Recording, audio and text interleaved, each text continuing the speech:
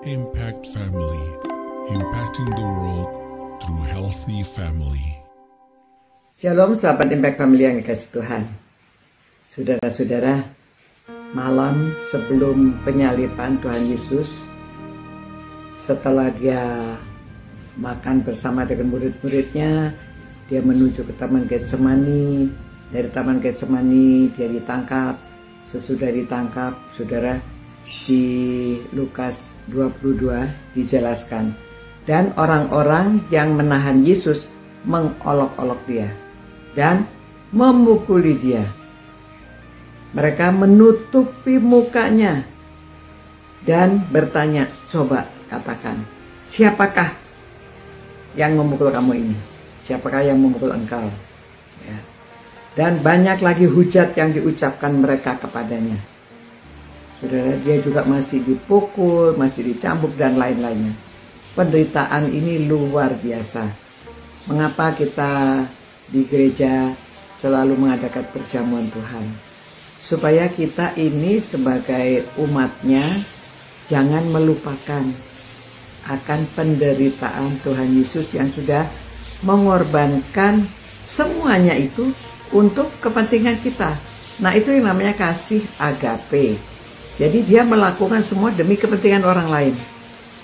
Jadi Yesus mau menjalani semua ini. Walaupun Tuhan Yesus mengatakan, kalau bisa lepaskan cawan ini dari aku. Tetapi bukan kehendakku, melainkan kehendak Bapa yang jadi. Jadi memang Bapa menghendaki supaya Tuhan Yesus yang sudah datang ke dunia ini untuk menyelamatkan umat manusia, untuk menebus dosa manusia. Makanya dia harus menjalani luar biasa penderitaannya. Itu sebabnya kita selalu mengenang bahwa oleh darahnya itu kita diselamatkan, ya, dan tubuhnya sampai tercabik-cabik untuk kita. Nah, saudara, memang ini sudah dinubuatkan pada waktu Yesaya. Ya, Yesaya pasal 53 ini sudah dinubuatkan, ya, katanya dari mulai ayat 1. Siapakah yang percaya kepada berita yang kami dengar, dan kepada siapakah tangan kekuasaan Tuhan dinyatakan? Sebagai taruk ia tumbuh di hadapan Tuhan, dan sebagai tunas dari tanah kering ia tidak tampan, dan semaraknya pun tidak ada sehingga kita memandang dia, dan rupa pun tidak sehingga kita menginginkannya. Ia dihina dan dihindari orang, seorang yang penuh kesengsaraan dan yang biasa menderita kesakitan. Ia sangat dihina sehingga orang menutup mukanya terhadap dia, dan bagi kita pun dia tidak masuk hitungan. Tetapi sesungguhnya penyakit kitalah yang ditanggungnya, dan kesengsaraan kita yang dipikulnya. Padahal kita mengira dia kena tulah, dipukul dan ditindas Allah. Tetapi dia tertikam oleh karena pemberontakan kita. Dia diremukkan oleh karena kejahatan kita.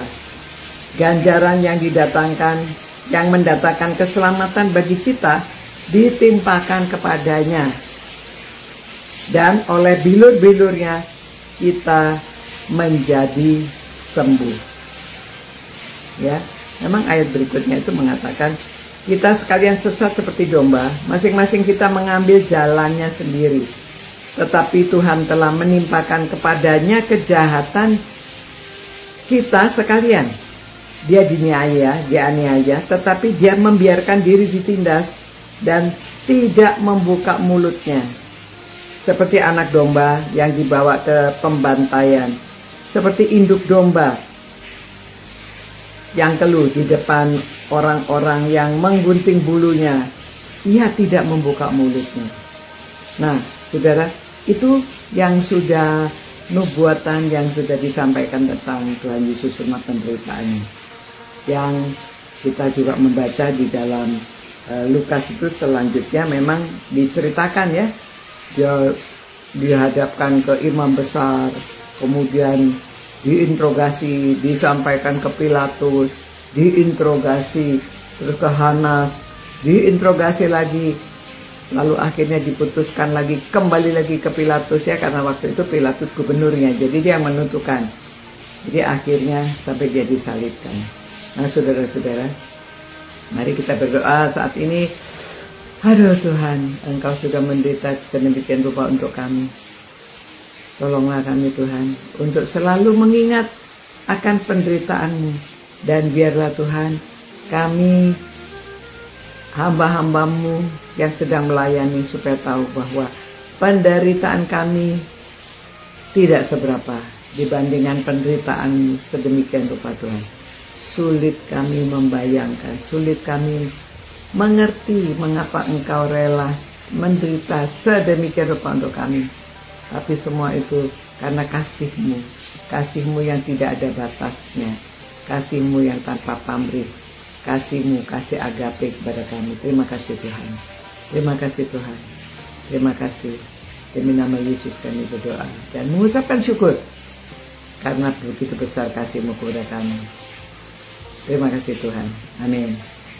Ya saudara-saudara, mari kita selalu mengucap terima kasih dan ingat penderitaan Tuhan Yesus yang begitu luar biasa. Supaya kita tidak mudah mengeluh. Supaya kita tahu kalau kita menderita untuk Kristus, ya sudah sewajarnya. Demikian, sampai jumpa pula. Tuhan memberkati saudara-saudara. Ciao. Impact Family, impacting the world through healthy family.